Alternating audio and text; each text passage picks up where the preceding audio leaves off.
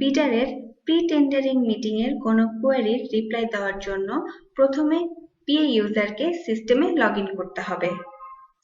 এরপর tender menu থেকে মাই tender সাবমেনুতে click করতে হবে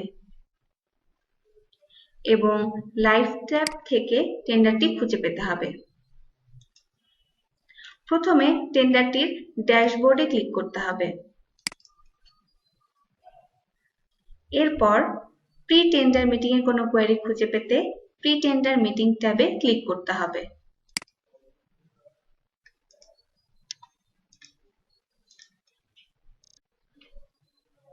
বিডারের যে সকল কোয়েরিগুলোর রিপ্লাই দেওয়া হয়নি ইউজার তা পেন্ডিং ট্যাবে খুঁজে পাবে এবং যেসব কোয়েরিগুলোর রিপ্লাই দেওয়া হয়ে গেছে তা রিপ্লাই ট্যাবে এবং পি ইউজার যদি কোনো কোয়েরিকে হোল্ড করে রাখে তা হোল্ড ট্যাবে এবং কোনো কোয়েরি ইগনোর করা হয়ে থাকলে ইগনোর ট্যাবে খুঁজে পাবে। পেন্ডিং ট্যাবে বিডারের কোনো কোয়েরির রেসপন্স করার জন্য পি ইউজারকে অ্যাকশন কলাম থেকে প্রসেস লিংকে ক্লিক করতে হবে। প্রথমে ঠিকাদারের কোয়েরিটি পড়ে কোয়েরি রেফারেন্স ডকুমেন্ট ডাউনলোড করতে চাইলে ইউজারকে ডাউনলোড লিংকে ক্লিক করতে পারবে। এরপর অ্যাকশন কলাম থেকে ডাউনলোড বাটনে ক্লিক করতে হবে এবং ইউজার ওপেন করতে চাইলেও ওপেন উইথ অথবা সেভ ফাইলে ক্লিক করবে।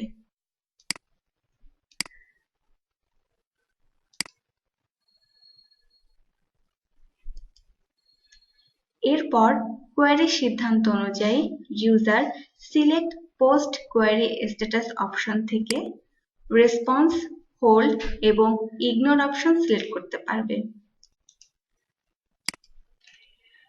কোয়েরিতে রেসপন্স করার জন্য ইউজারকে রেসপন্স অপশন সিলেক্ট করে রেসপন্স টেক্সট বক্সে রেসপন্সের মেসেজটি লিখতে হবে।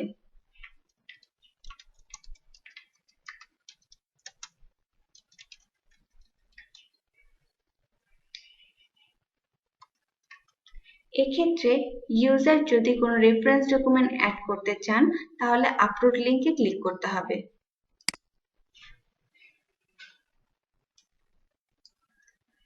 ব্রাউজ বাটনে ক্লিক করে ইউজার ডকুমেন্টটি অ্যাটাচ করতে পারবে।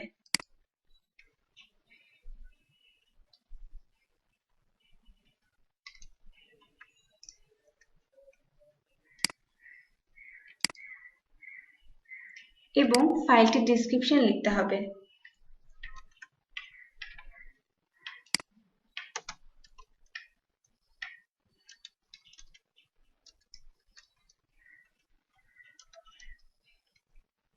এরপর আপলোড বাটনে ক্লিক করতে হবে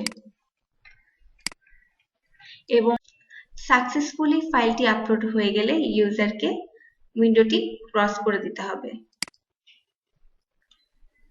এরপর কোয়েরি রেসপন্স করার জন্য ইউজারকে সাবমিট বাটনে ক্লিক করতে হবে। কোয়েরি রিপ্লাইড সাকসেসফুলি মেসেজটি দেখার পর রিপ্লাইতে ইউজার তার রিপ্লাই কোয়েরিটি দেখতে পারবে এবং ডিটেইল ইনফরমেশন দেখার জন্য ইউজারকে অ্যাকশন মেনু থেকে ভিউ লিংকে ক্লিক করতে হবে।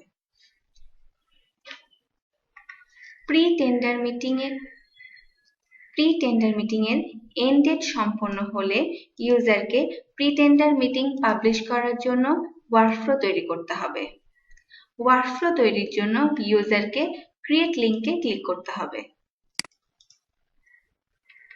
এবং নাম্বার অফ রিভিউয়ার্স এবং number of for file escalation input দিতে হবে।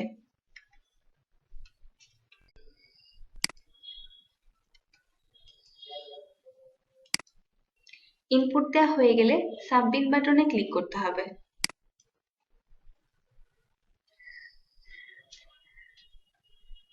ইনিশিয়েটর এবং অ্যাপ্রুভার সিলেক্ট করার পর সাবমিট বাটনে ক্লিক করতে হবে।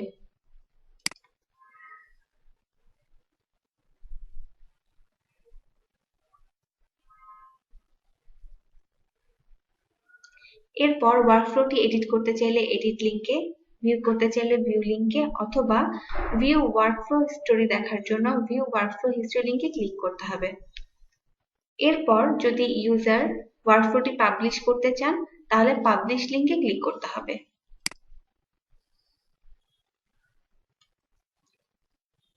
কমেন্ট দিতে হবে। পি ইউজারের কমেন্ট দেওয়া হয়ে গেলে পাবলিশ বাটনে ক্লিক করতে হবে।